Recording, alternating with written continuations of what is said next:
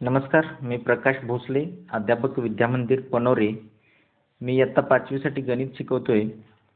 गेल्या 2 भागामध्ये आपण रोमन संख्या चिन्हे याच्यामध्ये 1 ते 20 या रोमन संख्या कशा प्रकारे लिहिल्या जातात हे आपण शिकलेलो आहोत. त्याच पद्धतीनं आपण 50 साठी, 100 साठी, 500 साठी, 1000 साठी कोणत्या चिन्हाचा वापर केला जातो हे आपण पाहिलेलं आहे.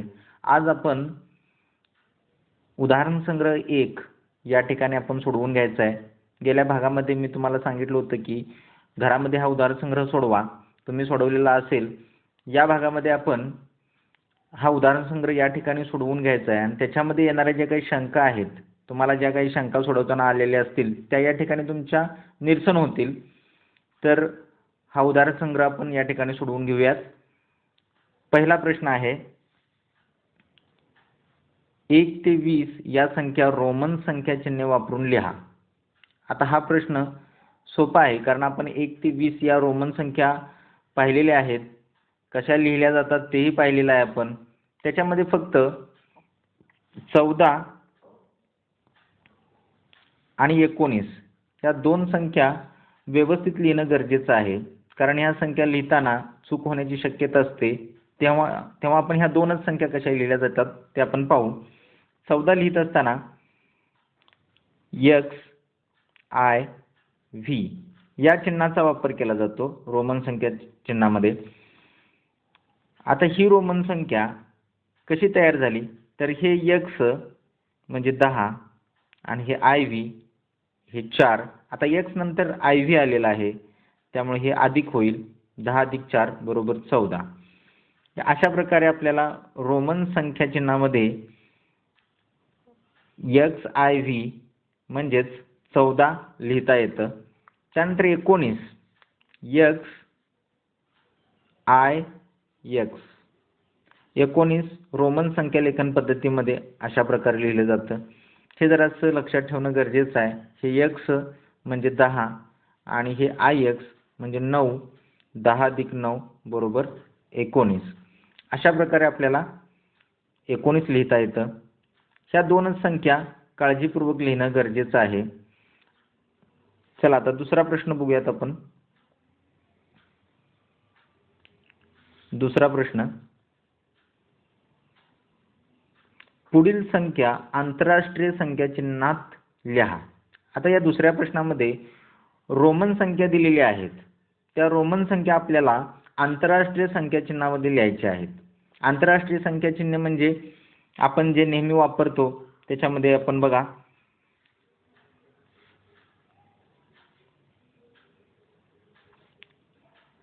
काय वापरतो बघा. 1, 2, 3, 4 असं अनंतापर्यंत या ज्या संख्या आहेत यांना म्हणतात आंतरराष्ट्रीय संख्या चिन्हे.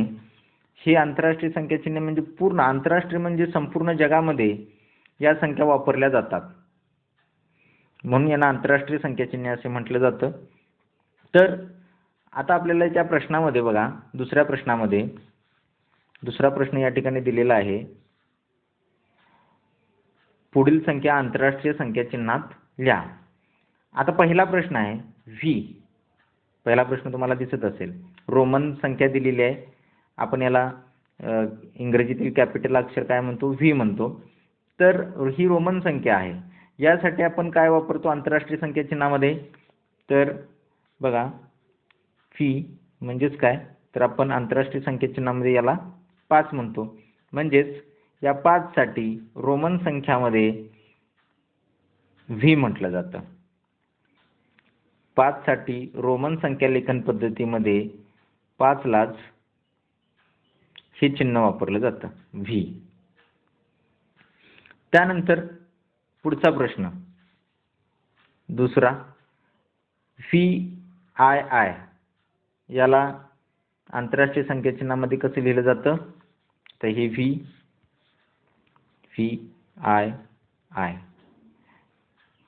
ह्याला ही रोमन संख्या आहे. ही रोमन संख्या कुणासाठी आपण लिहितो तर 7 साठी लिहितोय. आपण यापूर्वीच्या रोमन संख्या लेखन भाग 1 आणि भाग 2 मध्ये आपण 1 ते 20 रोमन संख्या पाहिलेल्या आहेत, त्याच्यामध्ये हे आपण शिकलेलो आहोत. तर आपण हे जरासं फास्टमध्ये बघूयात. तर पुढचा प्रश्न आहे, तिसरा प्रश्न, x. आता x साठी आपण काय वापरतो? x कोणासाठी वापरतो आपण? किंवा x ही रोमन संख्या आहे. तर x साठी आंतरराष्ट्रीय संख्या चिन्हामध्ये काय वापरतो आपण? तर x साठी दुसरी स्लाइड घेतो. x साठी 10 वापरलं जातं. बरोबर, हे उत्तर आहे त्याचं. त्यानंतर पुढचा प्रश्न, त्याच्यामध्ये बघा,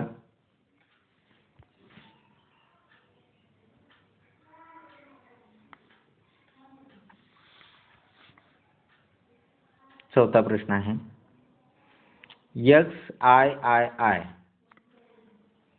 म्हणजे यासाठी आपण काय वापरतो?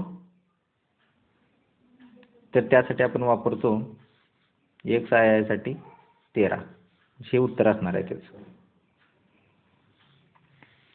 आता त्यानंतर जरासं हे घालवतो मी, नाहीतर ओळखणार नाही तुम्हाला नंतर.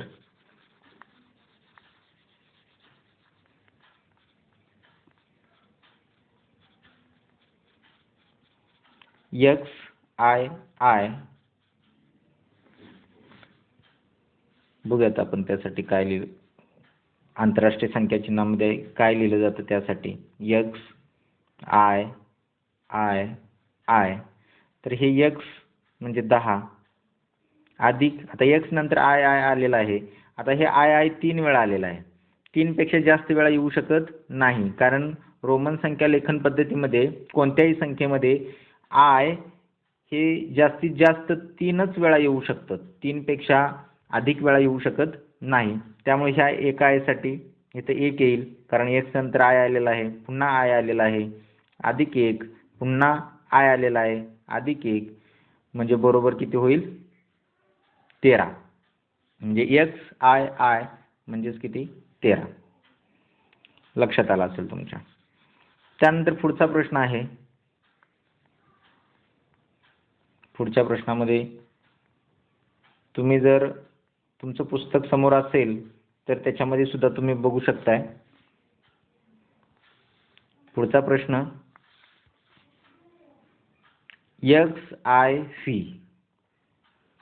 आता XIV बघा, XIV यासाठी आंतरराष्ट्रीय संख्या चिन्हामध्ये आपण काय वापरतो? यासाठी 14 वापरतो. हे आपण बघितलेलं आहे. पुढचा प्रश्न,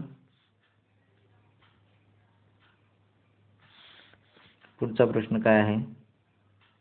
XVI. तर XVI साठी आपण काय वापरतो?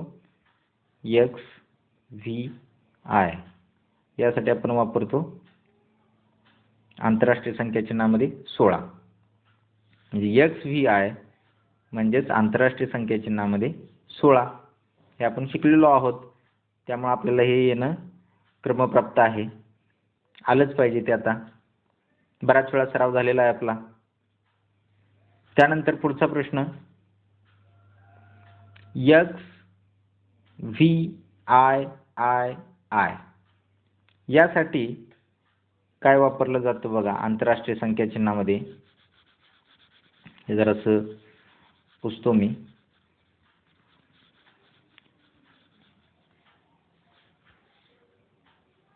बघा, XVIII. 7वा प्रश्न, प्रश्न क्रमांक 2 मधील 7वा प्रश्न, XVIII. तर यासाठी आंतरराष्ट्रीय संख्या चिन्हामध्ये 18 लिहिलं जातं.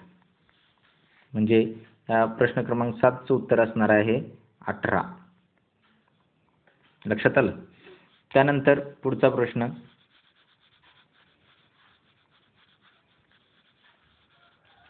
8वा प्रश्न. 8वा प्रश्न इथं आहे बघा, IX. आता IX म्हणजे किती माहिती आहे तुम्हाला? 9. हे 9 आंतरराष्ट्रीय संख्या चिन्हामध्ये आणि हे आय एक्स हे रोमन संख्या चिन्हामध्ये. ओके. आता पुढचा प्रश्न, प्रश्न क्रमांक 3. याच्यामध्ये रिकामी चौकटी भरायची आहेत. आता प्रश्न क्रमांक 3 मध्ये रिकाम्या चौकटीमध्ये इथं आंतरराष्ट्रीय संख्या ज्या दिलेल्या आहेत त्या अक्षरामध्ये दिलेल्या आहेत. खाली आपल्याला रोमन संख्या चिन्हामध्ये ही संख्या या ठिकाणी रोमन संख्या चिन्हामध्ये लिहायची आहे. आणि दुसऱ्या प्रश्नात कसं आहे, खाली आपल्याला रोमन संख्या दिलेली आहे, वरती आपल्याला इथं आंतरराष्ट्रीय आंतरराष्ट्रीय संख्या अक्षरात लिहायच्या आहेत. म्हणजे अशा प्रकारचं आपल्याला पुढे सोडवायचं आहे. तर बघा, पहिला प्रश्न जो आहे इथं 3 दिलेला आहे. हे रोमन संख्यामध्ये आपण कसं लिहितो? 3 कसं लिहितो आपण रोमन संख्या चिन्हामध्ये? 3 कसं लिहितो? 3 वेळा आय. 3 वेळा आय लिहितो, म्हणजे या ठिकाणी येणार आहे 3 वेळा आय. हे याचं उत्तर असणार आहे. पुढचा प्रश्न त्याच्यातलाच. पुढचा प्रश्न बघूयात. V I I I. आता यासाठी आपण काय वापरतोय? व्ही आय आय साठी व्ही आय आय आय म्हणजेच आपण याला वापरतो 8. काय वापरतोय? 8 वापरतोय. पुढचा प्रश्न 6. आता या ठिकाणी रोमन संख्या लिहायची आपल्याला 6 साठी. 6 साठी आपण काय लिहितोय? व्ही आय म्हणजेच किती? 6. हे माहिती आहे आपल्याला, आपण शिकलेलो आहोत. त्यानंतर पुढचा प्रश्न आहे X I I I. X I I. X I I यासाठी आपण आंतरराष्ट्रीय संख्या कोणती वापरतोय? 12. ही रोमन संख्या आहे 12, ही आंतरराष्ट्रीय संख्या आहे 12. पुढचा प्रश्न त्यामधलाच, प्रश्न क्रमांक 3 मधलाच पुढचा प्रश्न. जरासं हे घालू तुम्ही.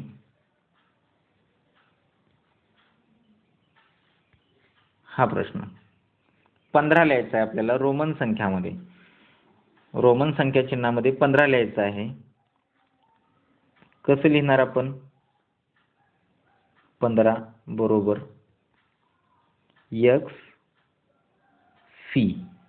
एक्स व्ही म्हणजेच 15, म्हणजे या ठिकाणी एक्स व्ही येणार आहे. त्यानंतर पुढचा प्रश्न, प्रश्न क्रमांक 3 मधलाच पुढचा प्रश्न.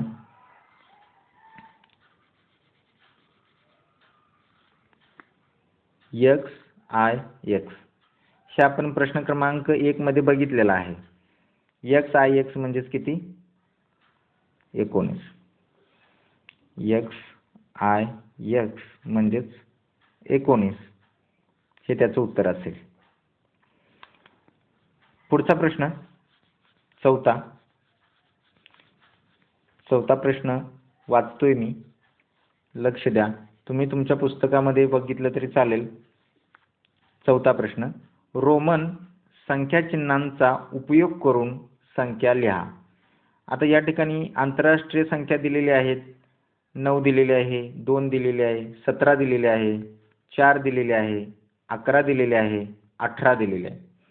तर या आंतरराष्ट्रीय संख्या चिन्हांसाठी आपल्याला रोमन संख्या चिन्हांचा उपयोग करायचा आहे. तर कशा प्रकारे करतोय आपण? आपल्याला ह्या काही सगळ्या संख्या माहिती आहेत. 1 ते 20 रोमन संख्या आपल्याला माहिती आहेत. तर 9 साठी आपण काय वापरतो? बघा, या चौकटीत इथं काय येणार आहे? 9 साठी आय एक्स बरोबर 9. पहिला प्रश्नाचं उत्तर मिळालं आपल्याला. त्यानंतर दुसरा प्रश्न आहे 2. 2 साठी आपण काय वापरतो? आय 2 वेळा आय. म्हणजे पहिला प्रश्न झाला आपला, दुसरा प्रश्न झाला. आता तिसरा प्रश्न आहे 17. 17 साठी आपण रोमन संख्या कोणती वापरतो? कशा प्रकारे लिहितो? तर X V I I, X V I I, X V I I, ही झाली 17.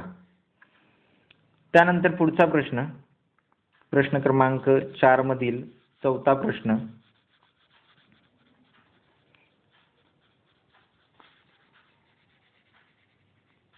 चौथा प्रश्न बघूयात आपण. या ठिकाणी चौथा प्रश्न आहे. तर 4 साठी आपण काय वापरतो रोमन संख्यामध्ये? रोमन संख्या कशी लिहायची? तर बघा, आय फी आपण अशा प्रकारे 4 लिहितो, बरोबर 4. म्हणजे या चौथ्या प्रश्नाचं उत्तर असणार आहे आय फी म्हणजे 4. रोमन संख्या लेखन पद्धतीमध्ये 4 अशा प्रकारे लिहिलं जातं, हे लक्षात ठेवा. त्यानंतर 5वा प्रश्न, आपण आता 5वा प्रश्न बघतोय. 5व्या प्रश्नामध्ये इथं आहे 5वा प्रश्न. 11 ही आंतरराष्ट्रीय संख्या दिलेली आहे. आपल्याला 11 साठी रोमन संख्या चिन्ह कोणतं वापरलं जातं ते बघू. माहिती आहे तुम्हाला 11 साठी आपण एक्स आय चा वापर करतो. हे त्याचं उत्तर असणार आहे 5व्या प्रश्नाचं. त्यानंतर 6वा प्रश्न, 18 आपल्याला 18 लिहायचं आहे. कशा प्रकारे लिहितोय बघा मी 18. तुम्हाला देखील येतंय आता. X fee I I I, हे झालं 18.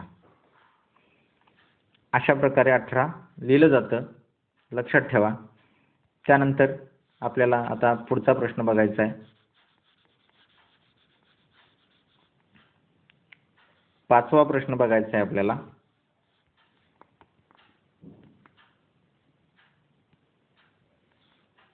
मी वाचतोय 5वा प्रश्न. पुढे आंतरराष्ट्रीय अंकातील प्रत्येक संख्या रोमन संख्या चिन्हात लिहिलेली आहे. रोमन संख्या चिन्ह वापरून लिहिलेली संख्या बरोबर असल्यास त्याखाली अशी खूण करा, चूक असल्यास अशी खूण करा आणि ती दुरुस्त करून लिहा. म्हणजे जर चुकीची असेल तर ते आपल्याला दुरुस्त करून लिहायचे आहे, चुकीचे असेल तर दुरुस्त करायचे आहे. कशा प्रकारे बघा, आता मी 5वा प्रश्न सोडवतोय. जरासे मी काढून टाकतो याला. आता याच्यामध्ये बघा, इथं आंतरराष्ट्रीय अंकात लेखन केलेलं आहे. त्याच्यामध्ये संख्या दिलेली आहे 4 आणि त्याच्या खाली रोमन 4 साठीच रोमन संख्या चिन्हात लेखन कसं केलेलं आहे 4चं ते या ठिकाणी दिलंय. बघा आता या ठिकाणी 4 दिलेला आहे आणि 4 साठी रोमन संख्या चिन्हात लेखन 4चं कसं केलेलं आहे बघा, 4 वेळा आय घेतलेला आहे. म्हणजे बरोबर आहे का चूक आहे? तर हे चुकीचं आहे. तर बरोबर कशी लिहिणार आपण? तर 4 साठी आपण, मी इथे लिहितो, 4 साठी आपण काय वापरतो? आय व्ही वापरतो. म्हणजे या ठिकाणी चूक असल्यास दुरुस्ती करून लिहायचं आहे, त्यामुळे इथं आय व्ही येईल. त्यानंतर त्याच्यातीलच पुढचा प्रश्न,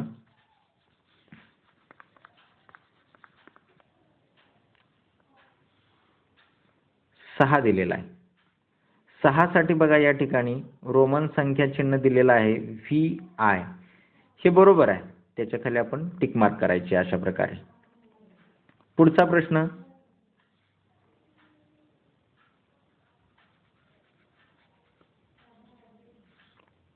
याच्यामध्ये पुढचा प्रश्न आहे 8. 8चं लेखन त्यांनी रोमन संख्या चिन्हात कसं केलेलं आहे बघा, आय आय एक्स, हे चुकीचं आहे. आपण असं नाही करत त्याचं लेखन. तर कसं करतो? व्ही आय आय आय अशा पद्धतीनं 8चं लेखन केलं जातं.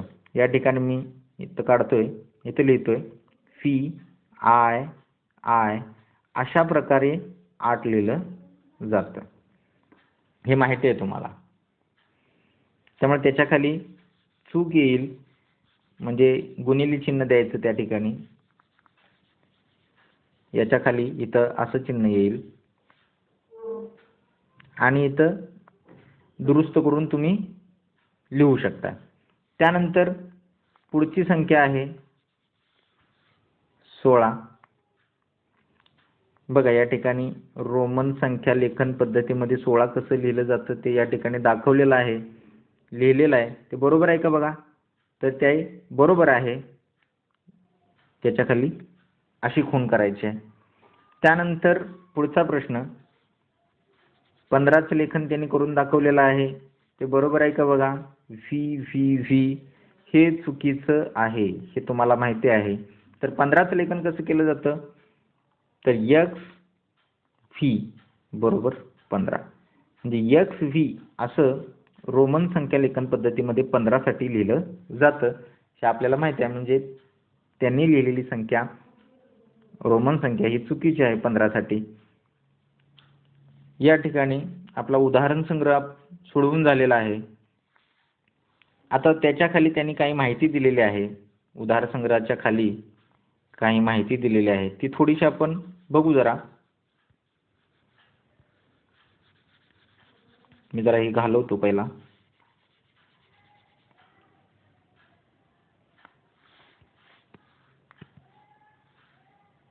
अधिक माहितीसाठी म्हटलेलं आहे त्यांनी. आता ही अधिक माहिती काय आहे ती जराशी वाचू आपण. 1 साठी ही आंतरराष्ट्रीय संख्या या ठिकाणी लिहिलेली आहे 1. दिसते का तुम्हाला? दिसत असेल. या ठिकाणी आहे बघा 1. तर ह्या 1 साठी रोमन संख्या चिन्ह दर्शवलेलं आहे त्यांनी कॅपिटल आय ने. हे आपण पाहिलेलं आहे सगळं, तरी पण एक उजळणी म्हणून आपण या ठिकाणी बघतोय. 5 साठी व्ही दर्शवलेला आहे. 10 साठी एक्स वापरलेला आहे.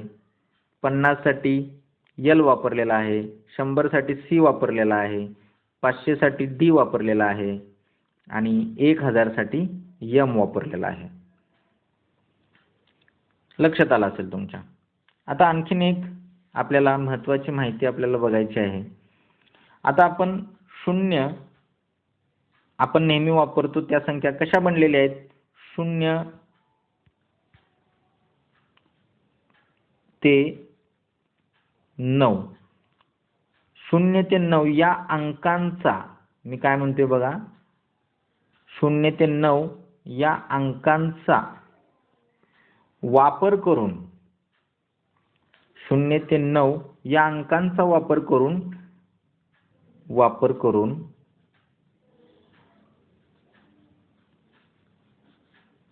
संख्या बनतात. काय बनतात? संख्या बनतात.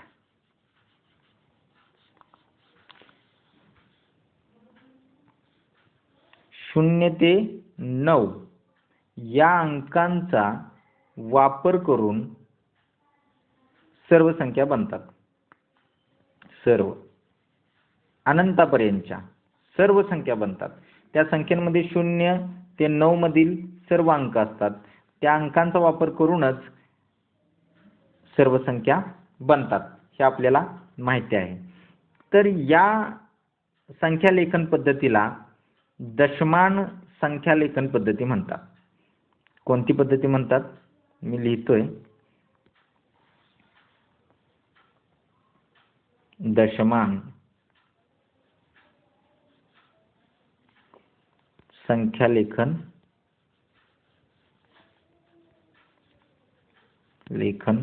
पद्धती. आपण आत्ताच बघितलेली होती ती रोमन संख्या लेखन पद्धती. त्याच्यामध्ये 1 ते 20 किंवा 1 ते 100 पर्यंत, 1 ते 50 पर्यंत, त्याचबरोबर 1000 साठी, 500 साठी, 100 साठी कोणकोणत्या चिन्हांचा किंवा अक्षरांचा वापर करतात हे आपण पाहिलं.